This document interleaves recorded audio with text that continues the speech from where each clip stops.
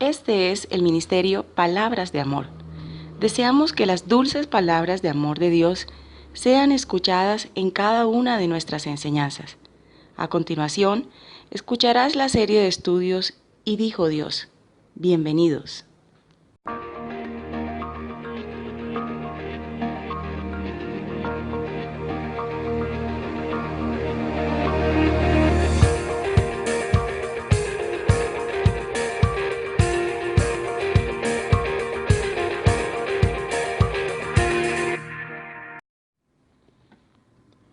Bienvenidos al Ministerio Palabras de Amor, y este es su programa Y dijo Dios.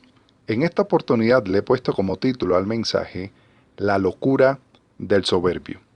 Para esto me he basado en el libro de Daniel, capítulo 4, versículo 30. La palabra del Señor dice: habló el rey y dijo: ¿no es esta la gran Babilonia que yo edifiqué para casa real con la fuerza de mi poder y para gloria de mi majestad? Hoy hablaré de un rey muy poderoso que reinó en Babilonia, en la región de los caldeos. Este había conquistado a Judá y Jerusalén y reconocido por los grandes monumentos erigidos para él y los famosos jardines colgantes de Babilonia. Este rey se llamó Nabucodonosor. Los grandes éxitos conseguidos por este rey le habían llevado a estar confiado en su trono, lo que parecía lógico, pero al mismo tiempo también se había ido llenando de orgullo y altivez contra Dios. El hecho de construir una enorme estatua y obligar a todos a postrarse ante ella para adorarla, ya sirvió para mostrarnos a un hombre lleno de orgullo y sin respeto hacia Dios. En la Biblia encontramos ciertos principios a través de los cuales el Señor trata con los hombres. Uno de ellos es que Dios humilla a los soberbios y exalta a los humildes. Lo encontramos en el libro de Santiago capítulo 4 versículo 6. Por eso, cuando una persona se enaltece por encima de sus semejantes y en su orgullo llega a pensar que está al mismo nivel que Dios, entonces su caída está próxima. No importa si se trata del gobernante más poderoso de la tierra. Dios no está dispuesto a compartir su gloria con nadie. Siglos antes, el faraón de Egipto ya había tenido que descubrir que el único al que pertenecen el poder y la gloria es al Dios del cielo. Ahora bien, aunque lo que aquí tenemos es un juicio directo contra la arrogancia de Nabucodonosor, en realidad toda Babilonia es presentada en la Biblia como un símbolo del orgullo humano que se levanta contra Dios. A pesar de la grandeza del reino, llegan las malas noticias para este rey. El encargado de hacerlas llegar es un vigilante y santo que descendía del cielo. Esta es la forma en la que lo entendía un rey pagano como Nabucodonosor, pero probablemente se refería a lo que nosotros conocemos como un ángel. En todo caso, la sentencia provenía del Altísimo. El juicio anunciado consistía en cortar el árbol y además, para evitar que siguiera creciendo, sería atado con atadura de hierro y de bronce. Ese fue el sueño que le reveló Daniel. Pero a partir de aquí hay un cambio en las figuras empleadas, de tal manera que la cepa del árbol se identifica como una bestia. Y tal como Daniel explica, todo esto anunciaba que Nabucodonosor sería removido de su posición de autoridad en su reino y sería echado fuera del palacio, para vivir como un animal entre las bestias del campo hasta que pasaran 7 tiempos. En ese tiempo el rey viviría como un demente. Los médicos describen esta enfermedad mental como zoantropía, lo que le lleva a la persona a que reaccione y se comporte como un animal. Aunque al tratarse de un juicio divino no hay ninguna necesidad de establecer ningún paralelo con alguna enfermedad previamente conocida. En todo caso, el rey no podía caer más bajo. Ahora bien, por medio de este juicio, Dios estaba diciendo algo muy importante. Cuando un hombre se enorgullece contra él, está perdiendo aquello que le caracteriza como auténticamente humano, porque el hombre ha sido creado para glorificar a Dios y no a sí mismo. Ahora, ¿cuál es el propósito de este juicio? Daniel explica al rey cuál iba a ser el propósito de esta dolorosa experiencia. Que conozcas que el Altísimo tiene dominio en el reino de los hombres y que lo que da a quien él quiera. El poder del rey había llegado a acumular de una manera tal que le hacía pensar que él tenía el dominio absoluto en el reino de los hombres, pero esto era falso. El único soberano es Dios, a quien el rey en su orgullo había menospreciado.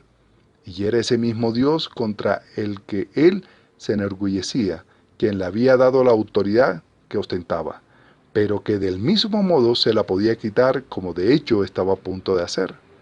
Es importante recalcar que Dios no ha abdicado ni ha abandonado su reino. Él sigue siendo el Altísimo y tiene todo el dominio en el reino de los hombres. Pero también no solamente estamos hablando de juicio, sino de una promesa de restauración.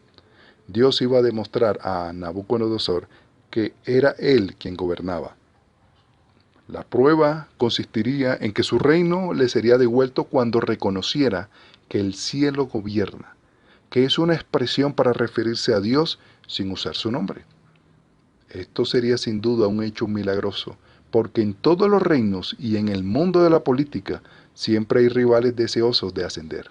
Pero para que el rey comprendiera que era cierto que quien ponía y quitaba reyes era Dios, su reino le sería devuelto una vez que recuperara la cordura. Entonces Daniel hace un consejo, le da un consejo al rey.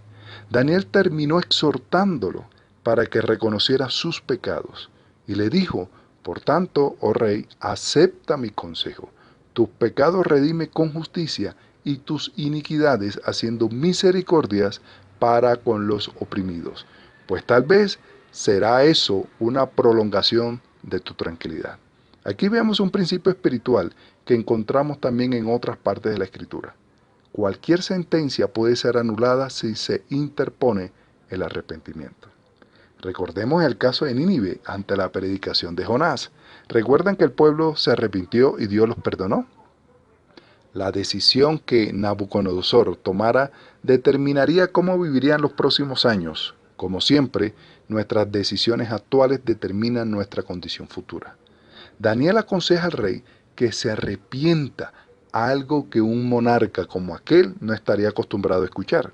Sin duda, este arrepentimiento debería ser en primer lugar en relación al Dios del cielo, a quien había ofendido.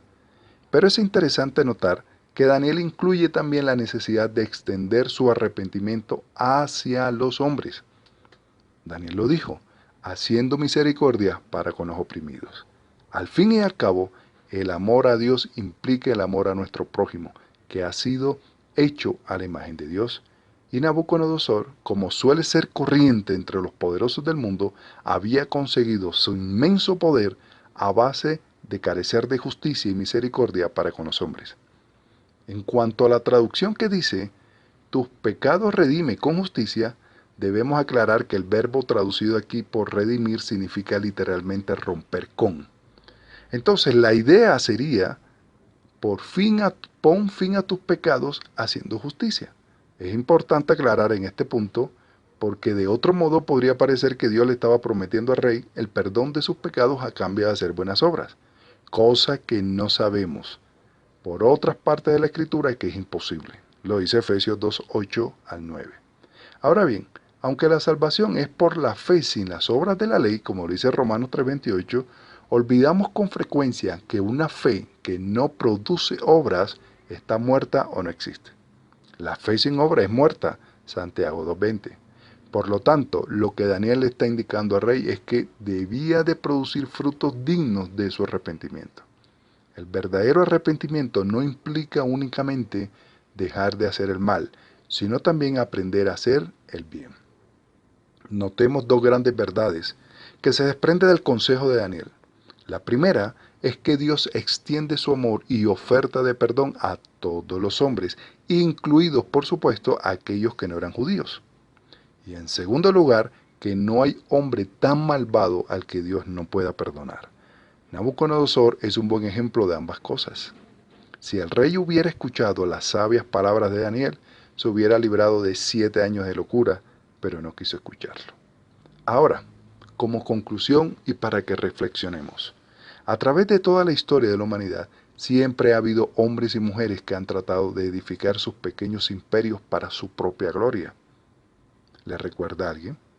Esto incluye a los emperadores de todos los tiempos, pero también a los magnates de las grandes corporaciones económicas de nuestros días, o incluso a los líderes religiosos que trabajan para establecer grandes y poderosas organizaciones. El relato de la vida de este monarca nos advierte del peligro de esforzarnos por engrandecer nuestro propio nombre y no el de Dios. Otra importante advertencia que recibimos en este pasaje tiene que ver con el pecado del orgullo. Este es el pecado básico y original de la humanidad y consiste en vivir en independencia de Dios, ocupando su lugar. Por supuesto, quien quiera disfrutar de la salvación de Dios, primero tendrá que dejar a un lado esa actitud. Pero quien insiste en gobernar su vida independientemente de Dios, tarde o temprano recibirá una clase práctica de humildad. Como dijo Nabucodonosor, él puede humillar a los que andan con soberbia. Como en el caso de este rey, también encontramos el orgullo humano cuando rehusamos reconocer la mano de Dios en nuestros éxitos en la vida. Nabucodonosor admiraba la belleza de sus construcciones y decía: ¿no es esta la gran Babilonia que yo edifiqué para casa real, con la fuerza de mi poder y para gloria de mi majestad? Pero esta misma actitud la encontramos en infinidad de actores de cine, atletas de élite, arquitectos famosos, escritores, directores de cine y, por qué no decirlo, en nuestro propio corazón. Por naturaleza somos orgullosos. Muchos gobernantes de la tierra desafían constantemente a Dios, oponiéndose a su voluntad y rechazándolo abiertamente. Pero llegará el día en el que todos ellos tendrán que rendir cuentas ante el Dios Todopoderoso y reconocer, como Nabucodonosor, que suyo es el dominio sempiterno y su reino por todas las edades. Todos los habitantes de la tierra son considerados como nada, y Él hace según su voluntad en el ejército del cielo y en los habitantes de la tierra, y no hay quien detenga su mano y le diga: ¿qué haces? ¿Te has puesto a pensar si en tu corazón hay orgullo? ¿Te has puesto a pensar cuántas veces has sido orgulloso delante de los demás y delante de Dios? Es muy importante recalcar que nosotros tenemos que ser humildes, porque estamos bajo la cobertura y la mano poderosa de Dios. Pero tú, mi amigo o amiga que escuchas este mensaje y no has creído en el Señor, es momento que te humilles delante de Dios, para que tú seas exaltado en el momento necesario. El orgullo no te conlleva nada. El orgullo lo único que hace es apartarte más de Dios, y Dios te tiene que dar una lección de humildad como nos los ha hecho a todos. Si quieres aceptar al Señor en este momento, solamente dile que perdone tus pecados y Él entrará a tu corazón, restaurará tu vida, manejará el orgullo que hay en ti y te hará mostrar cosas grandes y ocultas que no las sabías. Y tú, hermano, que escuchas este mensaje, si has creído en el Señor Jesús, pero todavía en ti hay ese orgullo que te carcome todos los días, que consideras que eres mejor que los demás, que consideras que no tienes por qué perdonar a otro, por qué extender tu mano. Recuerda que todos tenemos que comparecer delante del Señor. Amado, si esto ha sido de bendición para ti, por favor compártelo, y de esta manera podemos llevar el reino de los cielos al que le necesita. Que Dios te bendiga y que Dios te guarde.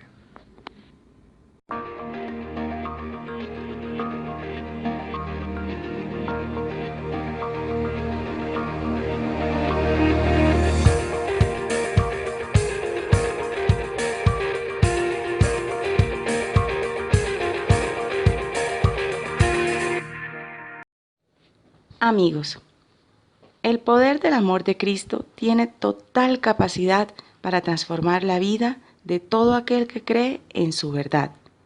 Te invitamos a que nos contactes al correo electrónico mpalabrasdeamor@gmail.com y en nuestras redes sociales. Muchas gracias por seguirnos.